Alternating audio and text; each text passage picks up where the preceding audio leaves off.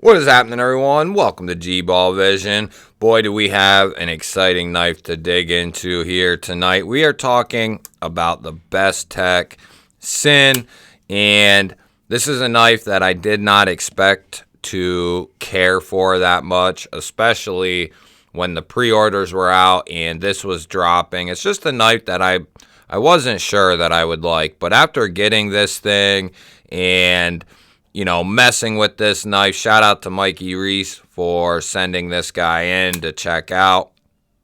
I have really fallen in love with this knife. Everything about it, pretty much. I have a few minor nitpicks, which we will touch on here, but they are very minor. This bad boy has a beautiful straight edge. You have a nice little tip out here if you need to do some precision type work. Fantastic finish on the blade. Very unique with these humps and dips in the top of the spine here. You do have a little jimping here. A nice cutout for deployment. LMAX blade steel, which is a great choice in steel in my opinion. You can thumb flick this guy from the bottom, middle, or top, whichever you prefer. The detent is tuned fantastic. You can reverse flick this guy all day, lefty or righty. Because it is a titanium bolster lock, you will not have the issue of locking yourself out. At least not near as much of an issue with a full frame lock because of that bolster lock and the inlay going over top. It makes for a cleaner look. It makes for easier deployments.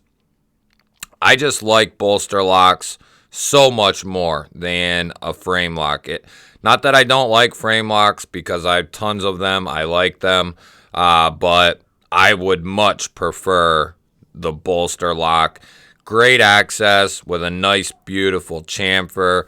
Comfortable as all hell. Easy to disengage. Like I said, the detent is tuned to perfection with this guy. It is nice flicking that 3.5 inch or so blade up. It just thwacks out. Thumb or reverse flick. This thing just thwickety thwacks. You have beautiful micarta for the inlays. Nice smooth transitions. Very minimal hardware here on the show side. Lanyard hole. The micarta, guys, is just fan-freaking-tastic. Nice little titanium backspacer here. That's kind of one of my minor nitpicks. I wish they would have brought that up in line with the end of your inlays here, or even a little higher, but definitely I think it would have looked cool in line with the micarta there. The other nitpick was this third and last divot or loop under. If they would have just done this guy and this guy to the edge here, I think that would have been even better looking, and I get the hoops. I think that's a great idea. And up here for the index, and that's where I think it should have kind of ended, but they did add that third one in there, and I guess, if you wanted to really climb up and use that area, it makes sense, but it's just a tad too much, but that's just me. It is unique, and I like that fact. So it's kind of, a toss-up. I like how it looks because it's unique, but as far as a user standpoint, I think it was a little unnecessary, but it's a minor nitpick, just something I maybe would have preferred there. You have a nice titanium clip. It will not be reversible on this guy. It is a great pocket clip, and it looks pretty damn good as well. Goes with the flow of the knife. Bead blasted, I believe, just like the bolsters are here. Nice clean pivot, nice clean show side. And there you can see the LMAX stamp here on the tang. And guys, this thing is an ergonomic dream. It is comfortable as all hell. And it's not a unique handle, really.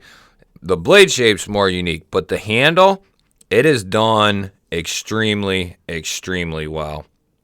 3 1/4 is a cutting edge, 3 1/2 total, and then you're coming down just shy of 8 inches. There's no internal milling, but I don't think it really needs it. I think this knife is like 4 ounces or so, somewhere in that ballpark. So it's nice to have a little weight. It's like 4.1, so not bad at all. It's nice to have a little bit of weight when we are talking about a user knife. You want to feel like you have something rigid, something good. So 132 for the blade, 131 for the blade stock there. And we'll pick a random spot here on the edge. Should be coming down around like 20 thousandths, I believe. There it's coming down around 16. What about back here?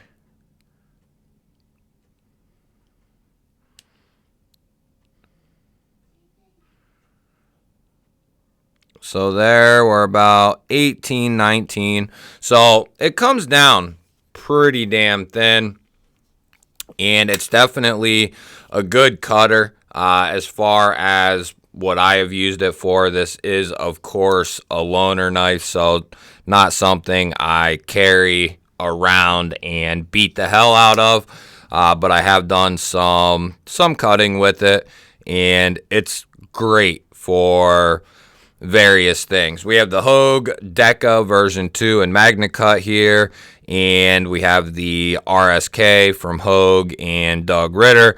The RSK is a fantastic comparison to the Bestech Sin.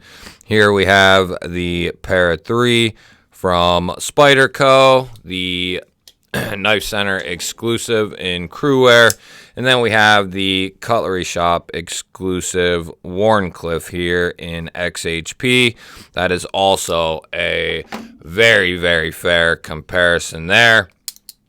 And why not? We'll do a couple more here. Here's the Moyero, which is going to be a little bit smaller. Here's the Migueron Centurion, which is going to be very, very close to the Sin. And then we have the Kaiser Bugai, which is going to be a little bit smaller. So, guys, if you like the look of this knife, if you like the blade shape, you like the design, I can highly, highly recommend this knife. Bestech does a phenomenal job.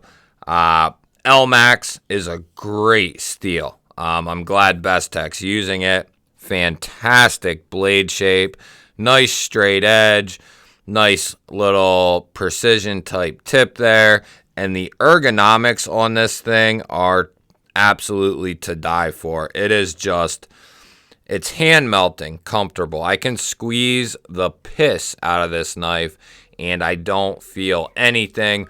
Tons of room on this guy, whether you want to choke up a little bit, whether you want to kind of go down near the tail end of the knife, you know, kind of hang that pinky off of the back here if you need a little bit more reach.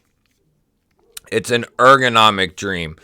Very well designed, very well built. It sucks what happened with the designers of this knife. It's not something we will dive into here on this video. Things didn't work out between the two designers. They had a clashing, a falling out, and Bestech picked up the rest of the work and made this their own knife because of that whole situation. And we may never know the truth of that matter or the whole truth, but it's sad what happened. But Bestech sure made a fantastic knife out of the whole debacle. Let's see what that edge is hitting for here. Maybe.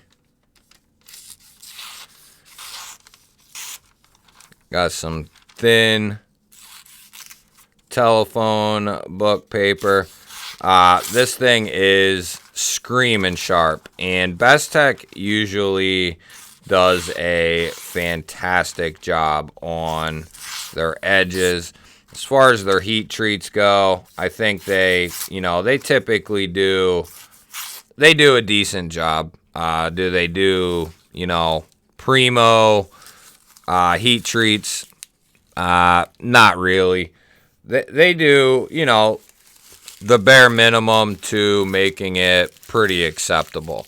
LMAX is not a hard steel to heat treat, so I think this is a safe bet when it comes to if you're looking for a more premium production knife that is got some uniqueness to it, that's still built very well, something you'll be able to use as an everyday type of carry, and something you could use at work, of course, depending on your line of work, but this will do a fantastic job in a lot of different areas, in my opinion. Give me a thumbs up and let me know what you think of this guy down in the comments. I love hearing from you guys. And if you're not subscribed to the channel, or if you're new to the channel, or you've been here before and you're not subscribed, you know what to do. Hit that subscribe button down below the video. I would love to have you here. Otherwise, guys, that is the Bestech Sin, and I am out of here.